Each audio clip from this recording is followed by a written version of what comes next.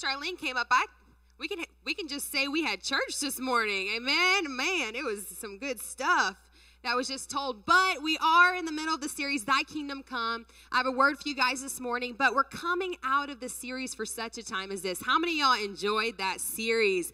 That was a great series, amen. That was based on the story of Esther in the Bible, where Mordecai sent her a letter and said, Esther, who knows, maybe you've been put here and now for such a time as this. And so we believe that that was a now word. And so Pastor Jeff had started 30 Days of Glory in September. Help us, Lord Jesus. But he started it in the middle of the year, which, y'all, I'm going to be honest, I have not seen him call a fast. Have you ever seen that, Mom?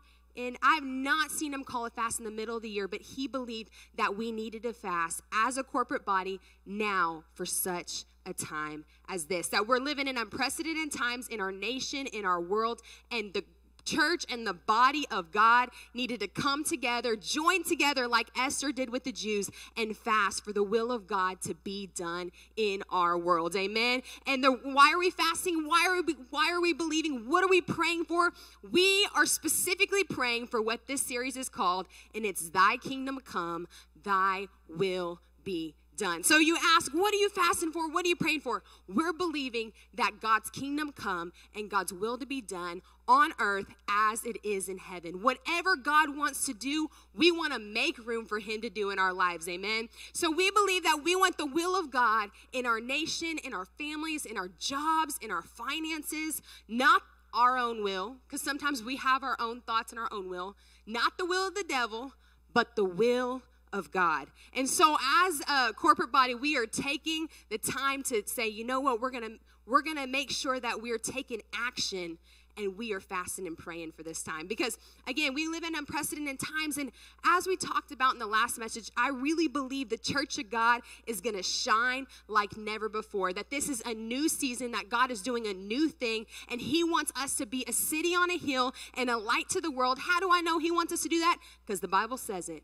He wants his people to be a city on a hill. That means that anybody around can see that's where I need to go for refuge. That's where I need to go for hope.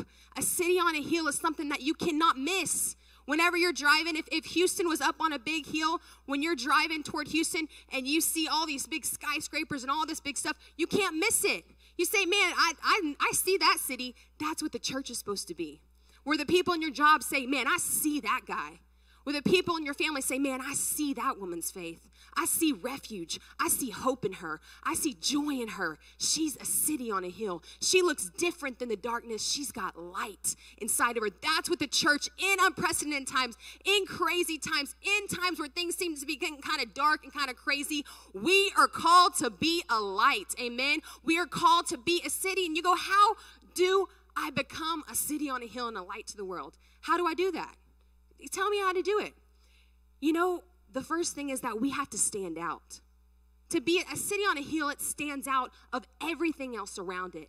We have to stand out, and how do we stand out is to have access to the kingdom of God, something that this world cannot recreate and does not have access to. When you become a believer, the Bible says that the kingdom of God, you have access. It comes alive on the inside, and you have access to things in the kingdom of God that this world does not have access to. We're talking about joy unspeakable and full of glory. We're talking about peace that passes all understanding, that in situations when things come at you, that you respond differently than anybody else, just any normal person would, because you have access to a different place, to the kingdom of God, to his kingdom. You know, lately one of our friends, their son had passed away. And it was a very hard thing for everybody to come around and just love on them. But you know, no one felt grief around it. And so everybody was asking him, why isn't there so much grief? Why are your kids still happy? This should be years of a label that you are poor you are pitied. And he goes, you know what? My son's in a better place. Why should I grieve when I know he's better off than I am right now? Why should I grieve? You know what that's called? He had peace that passes understanding. Nobody could understand why he had that kind of peace, but it's because he was connected to a kingdom of God where he could access it, because in this world's way, he should have been grieving. But he knew that his son was in a better place. Can I tell you this morning that no matter what you're going through, no matter what's happening in our world, we can have joy, we can have peace. Parents, we can have patience, amen, because sometimes we need some extra patience for our 2-year-olds who make messes every second of the day. But I just want to encourage you this morning, how do you become a city on a hill and a light to the world? We got to access that kingdom. Thy kingdom come. God's power, God's glory, God's goodness come on the earth. We need more of it now than ever before. So this morning, we're going to look at a man, and I just want to make this point too. We have to have a people that rely on God where we can't do it in our own power. We know we need his kingdom. You know, a lot of times I feel like sometimes we think we can do stuff on our own, and we can handle it on our own. You got to be strong for your family. You got to be strong for people. Can I tell you, God wants you to rely on him. He says you don't have to be everything for everybody. He wants you to rely on him and give him the burdens that you carry. It says it in the Bible. It says cast your cares on him because he cares for you. So we have to be a people that rely on his kingdom, that rely on him, and that's how you're going to stand out and you're going to look different than the way everybody else does things. At your job, you got to rely on him. Sometimes it's okay to say, I need your help, Jesus, in this situation. My boss, you know what's going on. I need your help. You got to rely on his peace, his kindness, his goodness in our lives. So this morning, we're going to be in 2 Samuel, verse 6. If you have your Bibles, you can turn with me to 2 Samuel, chapter 6, verse 8. And we're going to look at a king. We're going to look at a king who knew he could not do it alone. He actively pursued the presence and glory and power of God in his life. And he knew that he needed God to see the victory in his life. So we're going to start right there. Actually, we're going to start in verse 12. I'm going to start right here. And it says, now King David was told, the Lord has blessed the house of Obed-Edom and everything he has because the ark of God. And so David went to bring the ark of God from the house of Obed-Edom to the city of David with rejoicing. When those who were carrying the ark of the Lord had taken 6 steps, he sacrificed a bull and a fatted calf. Wearing a linen ephod, David was dancing before the Lord with all his might, while he and all of Israel were bringing up the ark of the Lord with shouts and the sound of trumpets. So we're going to look this morning at what did David do to go after God, to show that he wanted God's power, his glory, his presence in his nation, in his house, in his life. What did David do? And point number 1 is he made room. David made room. So this is what took place. The ark of God, which at the time housed the presence of God. Many of you know that your Old Testament, theology and what this means. But the ark of God at that time housed the presence of God. Nobody can access the power and the presence of God on the earth. The ark of God was the only thing that housed it. And people had to sacrifice bulls and sacrifice things to be atoned of their sins. There was all kinds of rules people had to follow. And so the ark of God was in the Holy of Holies, and once a year, one man who did everything right, was a part of a specific tribe, the Levites. They could go in and access the presence of God, and if they didn't do everything right, it would be so powerful that they would die. They wore a cowbell around them, and they would hear that not shaking anymore, and they would pull them back because it was so powerful. So if they didn't follow all these rules and do all these things right, then they could not even access the presence of God because in the glory and the power of God, which is what represented it in David's day, the ark of God at that time. And so what happened is the ark of God ended up going into Obed-Edom's house to be housed for just a little bit, and people started to talk about it because Obed-Edom made room for the ark of God in his house, but everybody started to talk because as Obed-Edom made some room for God, more room for the presence and power of God, he started to be blessed, and everybody in his household started to be blessed. People just started to see, man, this guy is being blessed like crazy. Man, do you see what he's doing? Man, you see his house, his daughter, his sons. What's going on there? What is happening in Obed-Edom's house? It was spreading so much that it came up to the king, and the king said, I know why he is being blessed. You want to know why him and his whole house is being blessed? I know why. I know why, because as a young boy, I would worship God. I know my God. And he said, it's because the ark of God is in his house. And so David goes, you know what? Right now, we're going to drop everything. You bring that to the city of David. I want that in my house. And so David literally, when he heard this, it says when he heard Obed-Edom's house was being blessed and house the ark of God, he said, bring it to my city now. We're dropping everything. We have to make room for the presence and the power of God in our lives. And that's what we're doing while we're praying and fasting. Fasting is making room and stretching ourselves a little bit and giving something else up so we can make more room for prayer, so we can make more room for worship, so we can make more room for the things of God, for telling people about Jesus. It's stretching ourselves just a little bit. So we have to continue to find places in our life for the presence of God to invade and take over in our lives. Sometimes we just have to make a little bit more room. And that's what David did. David said, hey, I know why Obed-Edom is being blessed, and we need to bring that to the city of David. See, because David learned as a young boy how to make room for worship and praise and giving glory to God. And as a young boy, he didn't have many distractions. But as a man, David did not allow distractions. As a man, you have to choose, because there's going to be a lot of things that try to take your attention and try to take your time and your energy. But David, as a boy, y'all know the story. David was on the side of a hill. It said he was a shepherd boy, and he would worship God, and he would give glory to God, and he didn't have many distractions as a shepherd boy. But when he became a man, he said, I'm not going to allow all the distractions. I'm going to make sure the presence of God is right here with me in my city, in my house. And so sometimes we have to look at our lives and say, what are we allowing?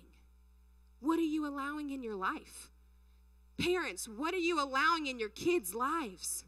Because there's a world of technology out there that wants to teach your kids what's important. They want to teach your kids. We have Google, Facebook, Instagram, the media who want to train and teach your kids. And sometimes parents, you wonder, where did they come up with this statement? Why are they even saying this? They're only 12 and they have all these ideas and thoughts. Because there's a world out there that wants to train your kids. And they spend sometimes more time in that world than they do in your world. And can I tell you this morning? And so you need to find places in their life to make room for God.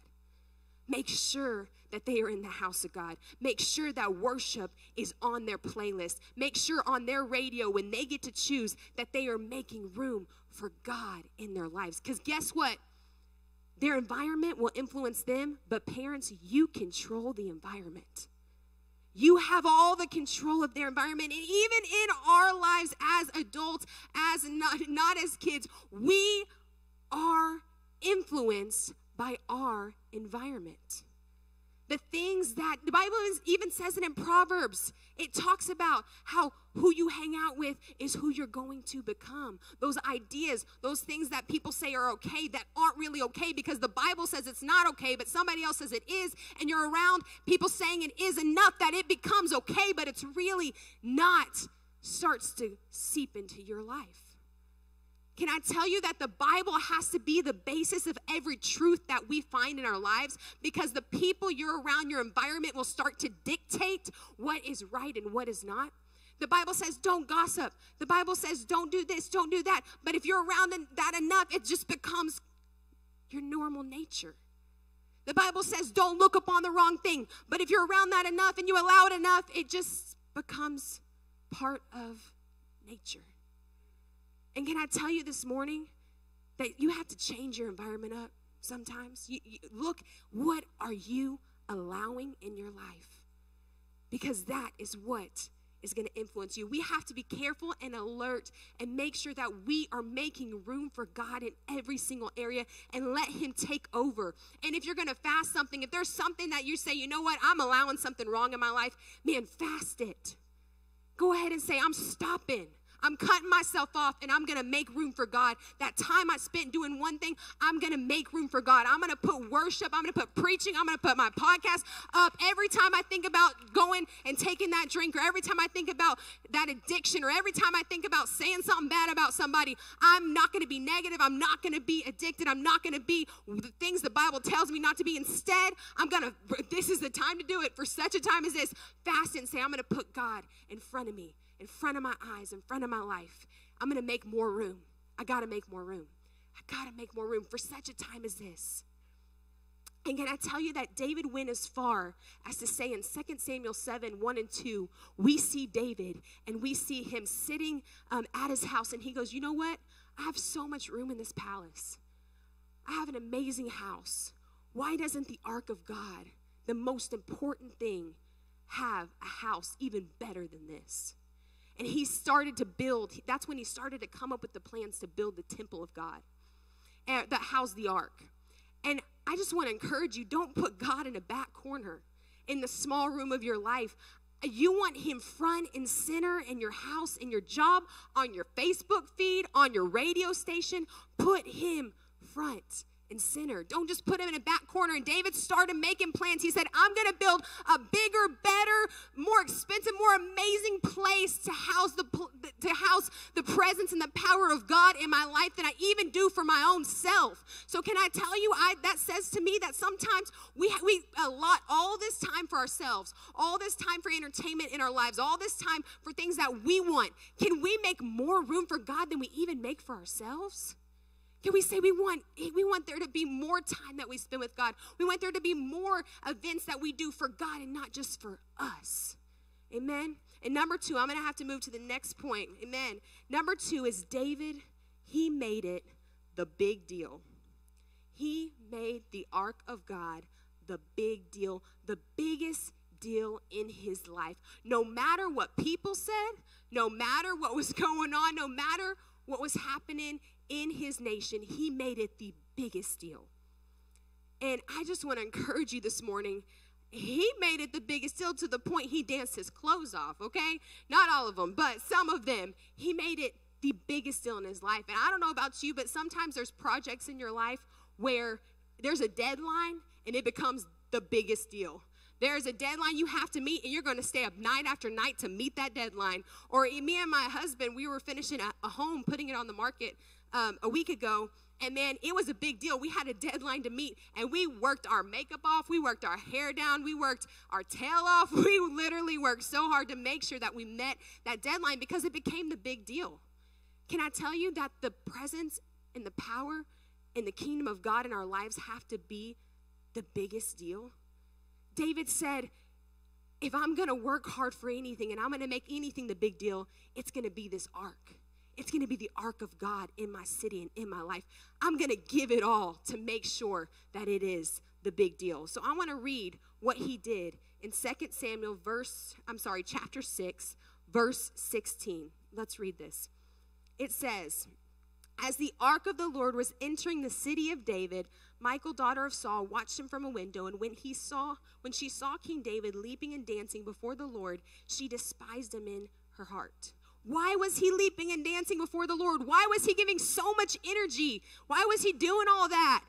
Because it was the big deal.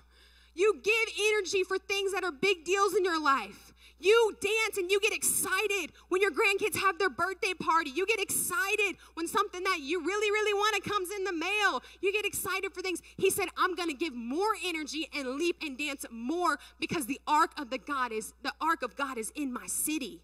More than I do for the wars, more than I do for this, more than I do for that.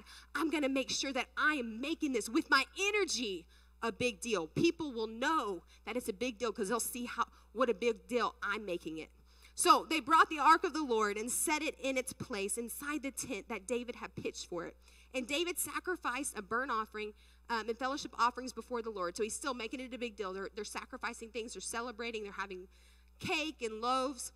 So when David returned to the home to bless his house, Michal, daughter of Saul, came out to meet him. And she said, how the king of Israel distinguished himself today, going around half naked in full view of his servants, as any vulgar fellow would. and vulgar means just tasteless, as any tasteless fellow would. So Michal says, David, what a king you were today. You didn't look like your title at all because you made such a big deal about this ark coming into the city of David that you didn't even look distinguished. You didn't look like you had power. You didn't look like you had it all together. You looked crazy. You looked like that was the biggest deal, bigger than you, David. You're a bigger deal than that is. And David, you want to know David's response to her? Woo! I love it. David said, verse 21, David said to Michal, it was before the Lord. And he's talking about that the Lord chose me, and I will celebrate before the Lord. Guess what, Michal? I will become even more undignified than this, and I will be humiliated in my own eyes, but bring honor to God. He talks about that all in the Bible. He said, guess what, Michal, baby? This is the big deal. You think that me being king is that big of a deal? You think that me having manners is that big of a deal? No. I'm going to drop all that because guess what? The one thing that our city needs just came into town, and that is the biggest deal that I could ever have. Even bigger than winning a victory and bringing all the spoils in town. Even bigger than doing this or that. The Ark of the Covenant, the presence, the power, what represented the kingdom of God at the time on the earth. This is the big deal. The Ark of God showed up. He didn't let other people's voices or opinions get him off course. He said, I'm not going backwards, Michal. I'm not pulling back. Guess what? I'm going to become more undignified. You can say whatever you want. You can say, I'm doing too much. I'm making it too much of a big deal. I'm giving too much energy. I'm working too hard. I'm worshiping too much. I'm spending too much time at church. I'm spending too much time in prayer. No. I'm going to become more undignified. He said, I'm not going to debate about how I'm supposed to look like a king. We're not going to have a debate about how I'm supposed to dance before the Lord. We're not going to go into theology on how a king is supposed to do. No. The presence and the Ark of God is here, and we're going to make it a big deal and an even bigger deal than you think I should make it. You think I've already become undignified or tasteless when it comes to celebrating the biggest deal in the world? Guess what? I'm going to go further. I didn't even do it justice. Michal, I didn't even do it justice. And can I tell you this morning that worship, prayer, the body of Christ, God's kingdom on the earth is the biggest deal that we have? To be around the presence of God is a huge deal, and we're going to talk about that in a second because Jesus came to bring it. Jesus came to tear a veil in two and make sure that we had access to that power, to where we didn't have to have the Ark of God anymore. We're going to talk about that in a second, but I just want to make this point. David knew it was a big deal because he saw the victory that it brought in his life. He saw the victory it brought in Obed-Edom's house, and he saw the victory that it brought into his life and in his nation. And I want to show, I have a little map, if they have it, if they'll put it up on the screen. See, what happened when the presence of God invaded the house of David, invaded the kingdom of, the city of David, and Obed-Edom's house? He started to see victory everywhere. So we see in the Bible right here, I want you to look at this, because you see little Jerusalem right down there in the middle. That's where he was king. And can I tell you that all these other cities that he ended up taking over, it was not a true matchup. He was supposed to lose. He didn't have enough power. He didn't have enough people. He didn't have enough soldiers. But David ended up with his armies after the ark and the power of God came into his life. He ended up defeating Damascus. He ended up defeating all these areas. Every arrow that you see pointing to the different areas, he ended up taking those over only because that was after the Ark of the Covenant came into the city of David. So this tells me, and can I tell you this morning, that when there's areas of your life that you need victory in, make room for the ark. Make room for the power of God in your life, because once David made room for it in his life, he was able to defeat it. He couldn't do it in his own power. You can't just do it just by yourself in your own power. You need the power of God in your life to let him help you take those areas over in your life. And you're going to see victory in Jesus' name. You're going to see victory in your health. You're going to see victory in your finances. You're going to see victory in the areas of your life, like Tyler was talking about, the depression and anxiety. You're going to see victory. But first, let's make sure that in the main, biggest area of our life, we're making a big deal out of the presence of God. We're making a big deal out of the power of God. And we're making room in every area of our life. Are we asking God, are we our own kings? Are we saying we're not a good enough king of our life? We need the King of Kings. What are we making big deals about? Are we making big deals about the kingdom of God, the presence of God, what he's doing? See, because the world will give you things to make big deals about. If you need something to make a big deal about, I promise you the world will give it to you. Don't make a big deal about sports. Everything, drop everything for this sport. It'll make a big deal about hobbies. Drop everything for this hobby. It'll make a big deal about traveling. It'll make a big deal about all kinds of things. We love, hunting, so many things. It'll make a big deal about and say, hey, this is priority. This is top notch. No. The biggest deal, though. What are we making the biggest deal about? What is top place? What is top priority in our lives? Because, see, Michal was making a big deal about the fact that her husband was the king. And she wanted him to look like the king. But David goes to Michal and says, hey, this title doesn't matter. There's a way bigger deal that just jumped into our city. And all this stuff, it's great and all, and it's important, yeah. I'm glad that the Lord chose me to be king. But even more than that, God's glory, God's power, God's presence. It trumps it all, baby. It trumps it all. And so I just want to encourage you, what are you making big deals about when it comes to the things you're talking about? When it comes to the things you're saying? When it comes to your life, are you making big deals about what God's doing? Are we making big deals about the fact that just a couple weeks ago we were at a women's conference and somebody received their prayer language? Are we making big deals about the fact that we had a ministry youth team go and dance on Fair in the Square and minister in a community event, and we've been doing it for 28 years, and a whole new generation of kids have stepped up to go and to minister? Are we making big deals about it? Are we talking about it? Are we making big deals that you are ministering to people in your job, in your community? Are you talking about that? Or is all the negative things in the world going on? Is that the main things that we're making a big deal and we're communicating about, we're talking about? Are we making big deals about the worship nights and the prayer nights where we've seen God move and do things in our life? About Miss Ann, who literally went to her doctor and they said there's no more cancer in your body. Are we making big deals about it? That's seeing the power and the presence of God and the kingdom of God come onto earth and do things that this world can't do, miracles this world can't do. Are we making big deals about the kingdom? And number 3, I got to get to my last point. Number 3, and this is one of the greatest things about being a Christian, is we can be God carriers. You have to be a God carrier. You see, this is something that David could not do. He wished he could have done. I'm sure that would have been the dream of his life, to be in the position that you as a Christian are in, to be a God carrier. David couldn't do it. He could make a big deal out of the ark because that's all they had at the time, but he could not be a God carrier. But you can be a God carrier. You are a God carrier. If you're a Christian and you are saved and the Bible says that you become a new creation, the kingdom of God and the power of God live on the inside of you. You have it way better than David ever did. The manifest presence of God and the power in the Old Testament had to be housed in the Ark of the Covenant. There's something that they call Yom Kippur that they celebrated about a week and a half ago. You might have seen it on your cell phone and been like, what is this on my calendar? Yom Kippur, or what is this? It's called Yom. The big deal about that was the day where the priest could go into the Holy of Holies once a year. One man, a very specific man who had to do all these things. That was the whole big deal about it. Guess what? You can do it every day, all the time, anytime you want as a Christian. So that's a huge, huge, huge deal. You can do it every day as a Christian. Jesus came and died and stood in the gaps of the kingdom of God, and the power of God can make manifest on the earth through his believers.